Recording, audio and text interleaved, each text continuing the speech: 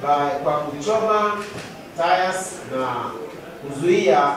Kufuatia maandamano ya siku 3 dhidi ya serikali yaliyoitishwa na kiongozi wa ODM Raila Odinga nchini, Jumatano watu 5 walikamatwa wakati wa maandamano Kisii.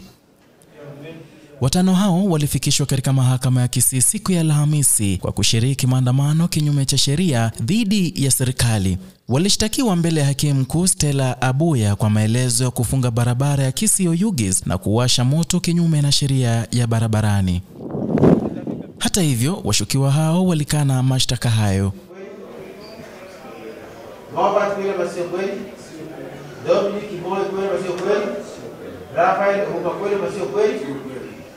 Wakili utetezi Enoch Nyangacha aliyewakilisha washtakiwa hao aliomba kwamba mmoja wa washtakiwa ni mtoto na hatakiwi kukabiliwa na mashtaka hayo. Hata hivyo, wakili wa upande wa mashtaka alisema kuwa shtaka hilo linaweza kurekebishwa kwa vile hawakujua umri wa mtoto huyo.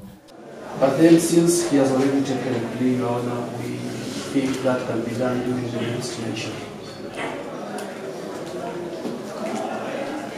Washtakiwa wote 5 waliachiliwa kila mmoja kwa dhamana ya pesa taslimu 20,000 na mmoja kukubaliwa kupeleka katika hospitali ya rufaa ya Kisii ili kubaini kama yeye ni mtoto. The response by the prosecution has also been considered by the court.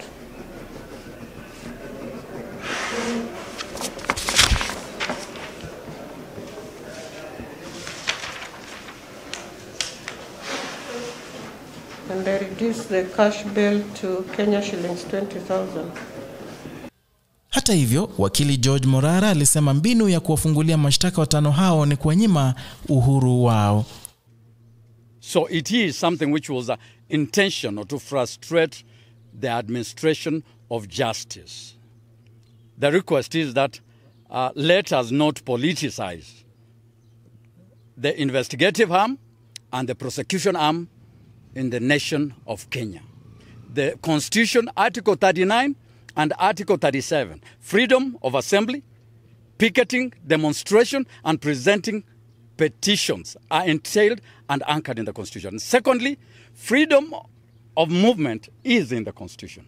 Kesi hiyo itatajwa tarehe 3 Agosti na kusikilizwa tarehe 16 Oktoba. Edwin Mokaya, Agr Kisii.